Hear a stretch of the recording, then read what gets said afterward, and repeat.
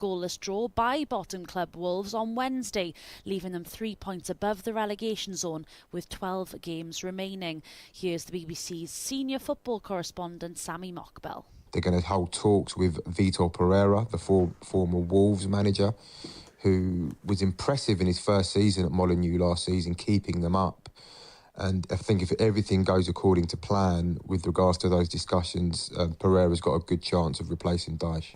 Former Chelsea and Manchester City winger Raheem Sterling has joined Dutch club Feyenoord on a deal until the end of the season. The England international left Chelsea by mutual consent in January after agreeing a settlement package with the Stamford Bridge club over the final 18 months of his contract, worth in excess of £300,000 per week. For more football news from the BBC, you can go to bbc.com/football. BBC Premier League update from the home of Premier League football.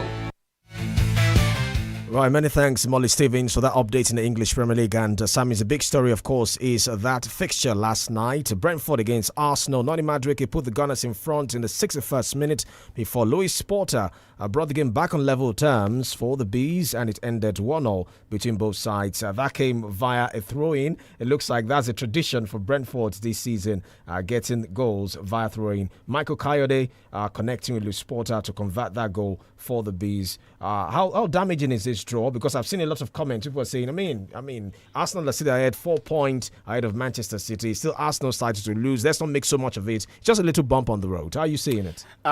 For many who have said that they are right, but you also look at the recent outcome from previous seasons. You'd say Arsenal, do they have the mentality to actually see through this sort of that period in which they are now from a 9 point now to a 4 point lead. Yeah. I think it is not the best for Arsenal. But you also look at it that for Arsenal, they were the one who broadened the gap at the top of the Premier League standing. They were 7 points behind before. Now they went to 2, 3, 7, 5. They gave it as much as they wanted. But for what happened yesterday at the GTEC Stadium, I think it is just one of the things that they would face this season.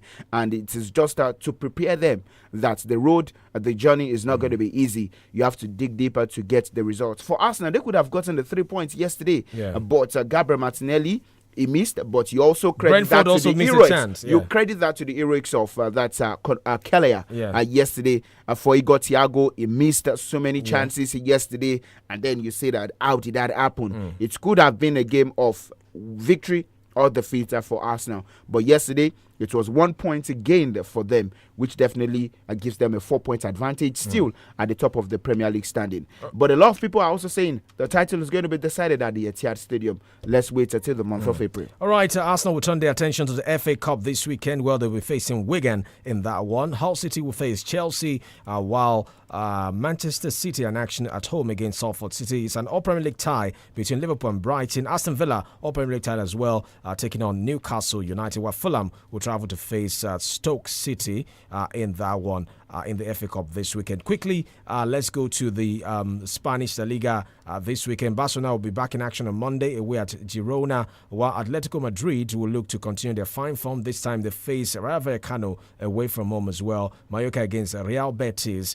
in the Spanish La Liga. The Italian Serie A, there is Pisa against Milan, and of course the big one, Inter against Juventus. SAMIES, one of the big games this weekend in the Italian Serie A. Napoli against Roma as well.